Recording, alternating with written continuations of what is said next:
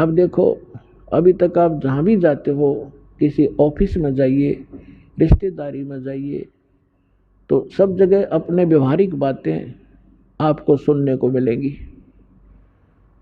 और कोई राजनीति की बातें कर रहा है, कोई गपोड़ मार रहा है, कोई ताश खेल रहा है, कोई कुछ कर रहा है। तो ये सब प्रकार की, जैसे आप किसी भी उसमें जाकर देख लिया क्षेत्र में, सारा हाहाकार मच रही है, राम का तो नाम भी नहीं रहा। ठीक है, कहीं विशेष कोई अनुष्ठान कर लिया जाता है, उसमें मत्था टेक आए, प्रसादा छक आए और बस मौज मान ली। हम सोचा हो गया, भक्ति इतनी होती होगी, नहीं। कबीर साहब कहते हैं कि जिन हृदय सा सुमरिया ताको तैसा लाभ, ओसा प्यास ने भाग ही जब लग दसे नहीं आब। ओस के चाटने से प्यास समाप्त नहीं होती, उसके लिए तो गट गट 2-3 गिलास पीने पड़ेंगे जब तृप्ति होगी। तो पहले हम दान करते थे, 100 रुपया डाल देते, गीता तब बड़ी खुशी मनाते थे, बहुत बड़ा दान कर दिया। 5.25 का प्रसाद जिस दिन बांट देते बूंदी का, तो नहीं सोचा करते आज तक कमाल हो गया, ये कोई धर्म था? ये तो ओस चाट रहे थे हम। अब हम गिलास के गिलास पीने लगे, यहाँ दान करते हैं बच्चे। और कबीर साहब कहते हैं धर्म तो 10 का नहीं, 10 का माने नाश नहीं होता धर्म का, चाहे 10 के 3 लोक, और खैरायत में खैर है, कीजिए आत्मपोख। गुरु बिन माला फेरते, गुरु बिन देते दान, गुरु बिन दोनों निष्फल हैं, चाहे पूछो वेद पुराण। यानी कुपात्र को दिया हुआ दान भी व्यर्थ जाता है, सुपात्र को दिया हुआ दान 1000 गुना होकर आपको प्राप्त होता है, और आपके पुण्यों में भी वो काउंट लिखा जाता है। तो जो प्रसंग चल रहा है हम वहीं आते हैं कि जब तक ज्ञान संपूर्ण नहीं होगा तो आप इस भक्ति मार्ग पर चल नहीं सकते। तो परमात्मा ने दया बख्शी है, जैसे पूरी सृष्टि नाम लेवेगी। अब दीक्षा कैसे लेगी? अब सबके विचार आप देख लो। दास को बिटर एक्सपीरियंस है इस भक्ति मार्ग पर चलने का। शुरुआत की अपने घर से, कोई नहीं माने, सारे उल्टे पड़े, तू कहाँ से ये ज्ञान ले आया, तेरा दिमाग घूम गया, सारे एक तरफ उठ कर चले जा। फिर कोई रिश्तेदार आ जाए, उससे बताने लगूं, क्योंकि ज्ञान ऐसा है ना जाने कितना बता दूं। फिर नो कहने लगे भाई तो पागल हो लिया रामपाल, तो उड़ जाइयो ना, बैठ जा 2 घंटे उठने देता ना। तो कहने का भाव ये है कि आज आपके साथ, सबके साथ ऐसे बना है। प्रारंभ में किसी ने आपको ज्ञान सुनाया है तो आपके जची नहीं। आपको कोई सीडी दे गया है, आपने सीडी सुन ली लगातार। क्यों? सीडी एक ऐसा माध्यम है, आपने ले ली, या टीवी चल रहा है, ये चैनल से कोई सत्संग सुन रहा है, तो वहां श्रोता सुन सकता है, वाद विवाद नहीं कर सकता उसके साथ। और वाद विवाद करके आदमी उस निष्कर्ष तक पहुंचे नहीं पाता जहां वक्ता पहुंचाना चाहता है। तो परमात्मा ने दया बख्शी कि टीवी के सामने बैठ कर तो कितना ही कुछ सोचता रहे कि झूठ बोला है, झूठ बोला है। और जब प्रमाण सामने आएंगे, अगर वो बीच में ही वाद विवाद हो जाए, आमने सामने बैठे होते तो बीच में वाद विवाद कर देता है, क्या ले रहा, उठ कर चला जाता। फिर उसने उसमें देखते देखते देखते सारे प्रमाण मिल गए, तो जो उसके अंदर डाउट थे वो समाप्त हुए। तो इसमें टाइम बहुत लगे हैं। तो प्रत्येक एक भगत को यहाँ आने में इतना समय लगता ही लगता है। तो अब क्या होगा? अब ये जैसे आप देख रहे हो, एक भक्त अपना अनुभव बता रहा था, पिछले सत्संग में आपको सुनाया था कि हम यहाँ से राजस्थान के भक्त आते हैं, यहाँ हिसार से एक ट्रेन चलती है, यहाँ खाली होती है, यहीं से स्टार्ट होती है। तो हम 2-2.5 हज़ार भक्त उसमें बैठ जाते हैं सुबह सुबह जाके हिसार से जोधपुर वाली में। और कोई नित्यनेम कर रहा है, कोई मोबाइल से मंत्र सुन रहा है, कोई आरती अपना कोई और शब्द सुन रहा है, चर्चा माले की चल रही होती है। तो वहाँ जितने यात्री उसमें बैठे होंगे अन्य भी, उनके ऊपर भी परमात्मा की वाणी प्रभाव डालेगी। बेशक उनको कोई समझ में नहीं आ रहा आरती या नमो नमो सतपुरुष को शुरू में तो किसी के बिना पल्ला पड़ती है, के बोल रहा है, लेकिन वो अपना काम पूरा कर रही होती है, उसको प्रभावित कर रही है आसपास के क्षेत्र में। इवन चींटी, पक्षी, पशु, गांव घर के जो पशु हैं उन पर भी प्रभाव पड़ेगा।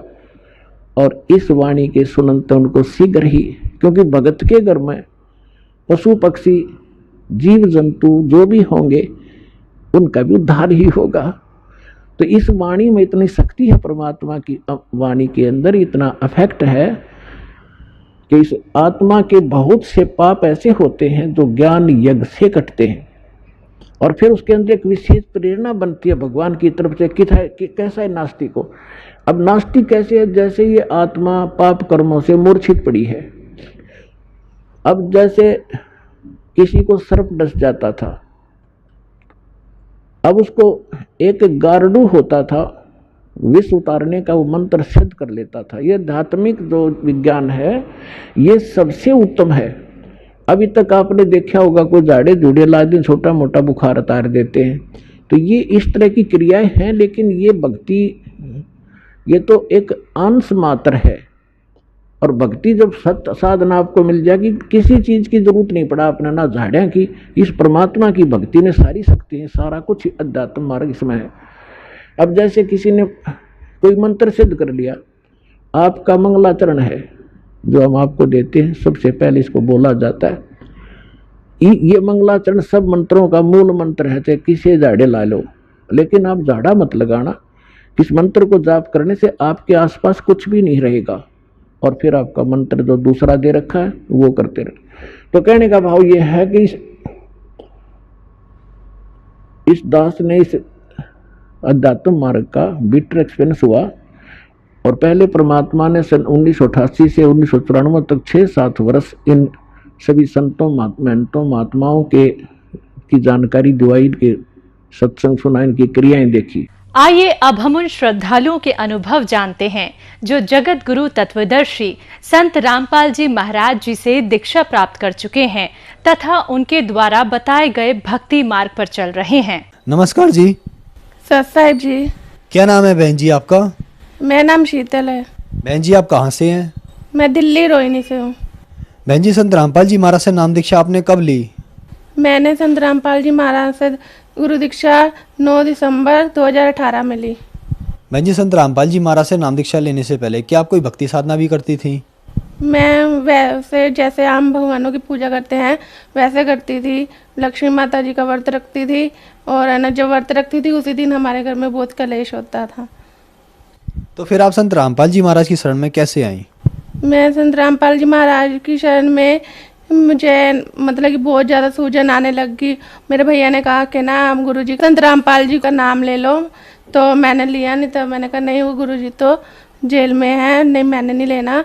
तो बाद में 2 साल बाद जब मैंने डॉक्टर को दिखाया तो डॉक्टरों ने कहा कैंसर है। पहले मैं वीडियो देख रही कि ना साईं बाबा मुझे ठीक कर देंगे, साईं बाबा मुझे ठीक कर देंगे। 15 दिन हो गए मैंने वीडियो देखी, मुझे ठीक नहीं हुआ, कोई लाभ नहीं हुआ। फिर थोड़े दिन बाद संत रामपाल जी गुरु जी का सत्संग देखा, 2 दिन सत्संग सुना, तो मुझे है ना बहुत मतलब कि अंदर से ठीक होने लगी। फिर मैंने फ़ोन किया कि मुझे ना संत रामपाल जी से गुरु दीक्षा लेनी है। तो उन्होंने कहा कि ना आप कहाँ हूँ? मैंने कहा मैं पंजाब में हूँ, अभी अपने घर आई हूँ। तो उन्होंने कहा कि ना आप है ना वहाँ से मैं बताता हूँ। फिर मैं मोगा गई, संत रामपाल जी गुरु जी से नाम दीक्षा ली।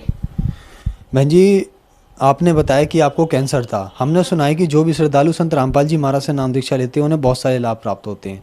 तो क्या संत रामपाल जी महाराज से नाम दीक्षा लेने के बाद आपको भी कुछ लाभ प्राप्त हुए?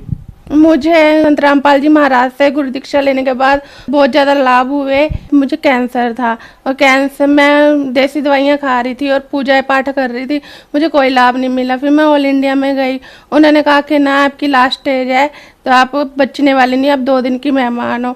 फिर मैंने संत रामपाल जी का सत्संग देखा।